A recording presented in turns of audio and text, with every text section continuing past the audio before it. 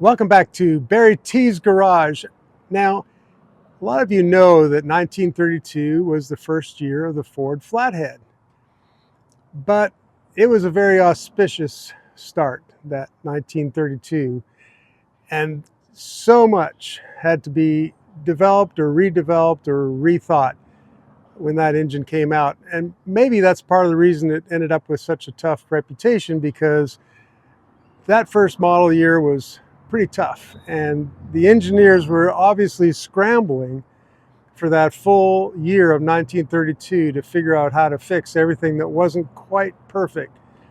So in this video, we are going to go through all the things that are changed after 1932, the things that the engineers had to redo for the rest of the production of the Ford Flathead V8.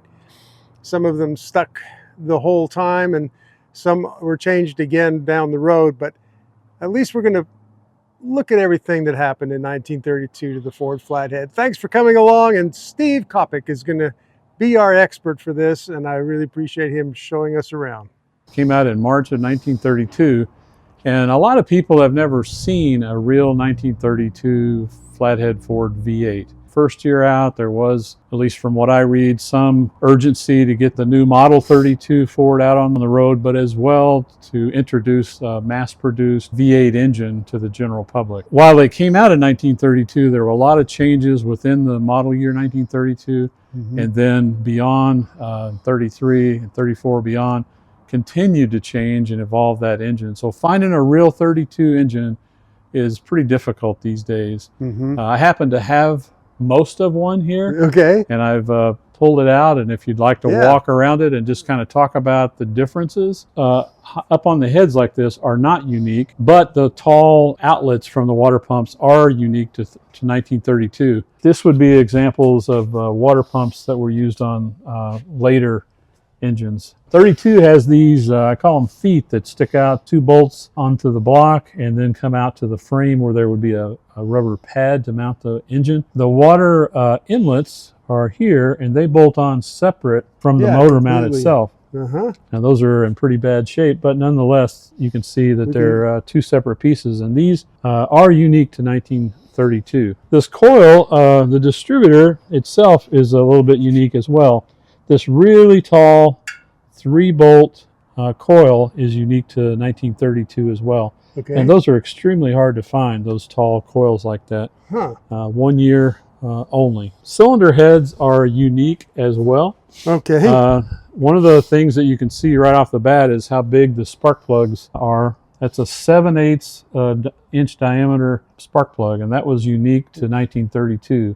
Also was cast iron heads. Ford went to aluminum heads in 33 and 34. A lot of those got replaced with cast iron later, but 32s came with cast iron cylinder heads. This intake manifold is unique to 1932 as well. The carburetor is unique. I'll talk a few more details. The generator is specific, the fuel pump specific. Oh, wow. So we'll start with the carburetor. This is a Detroit Lubricator. It's a 1-barrel carburetor. And this one is unique to 1932. They were also used in 1933, but there was a little arm on the side over here on the driver's side where there's not on a 32, and that was for a dash-mounted throttle lever. 33 and beyond used a stand that included a place to put the oil in and also the breather. But in 32, they mounted the fuel pump directly to the intake manifold. Fuel pump push rod pushed straight up on the diaphragm to operate the fuel pump. And then the oil breather tube was right here in front of the fuel pump. I don't happen to have one, but there'd be a tube with a breather cap on top. And that would make it unique to 32 only. This generator is quite unique as well.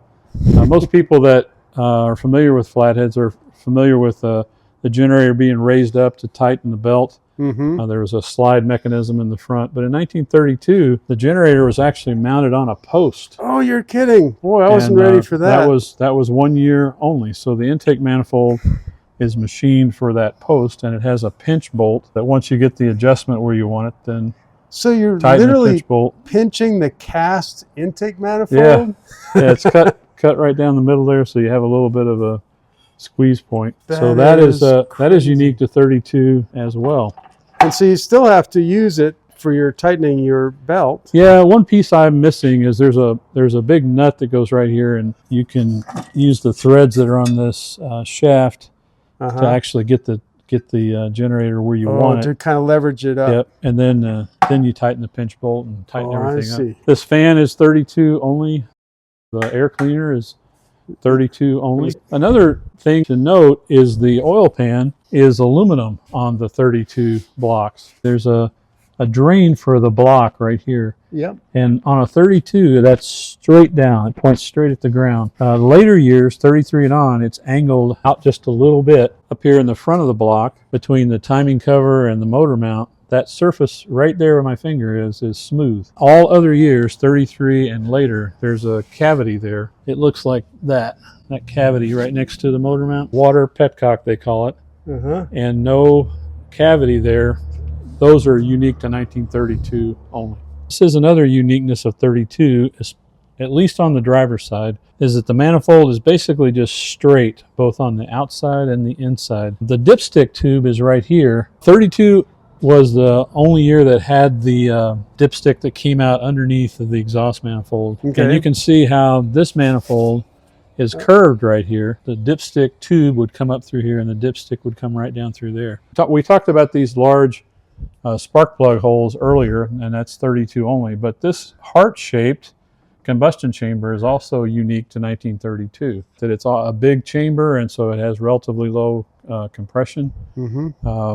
It is, as we mentioned earlier, cast iron, not aluminum. An example of what the 32 head looks like. Different opinions about what the anti-chatter rods do, or what they were intended to do, or whether they do anything or not. On the very early 32 blocks, there would be just a machine flat pad right here, and this bracket for this anti-chatter rod bolted on.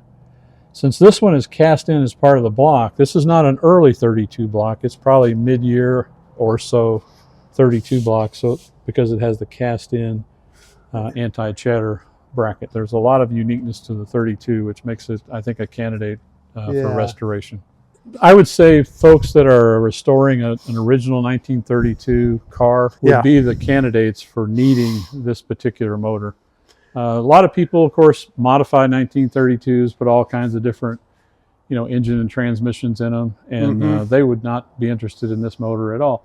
If somebody wanted to just put a flathead in general in their 32 Ford, there's plenty of other choices, but the purists that really are trying to restore an authentic 1932 Ford car would want to use this particular motor. You really have to want to use one, right? Because they're difficult to find, and all these accessories that are on here that we talked about are hard to find. Thanks for joining us once again for another episode of BarryTsGarage. Thank you for your likes, your comments. The comments are a lot of fun, so please feel free to add what you see or what you know more about these first series of Flathead Ford V8s. And join us for another one coming up next.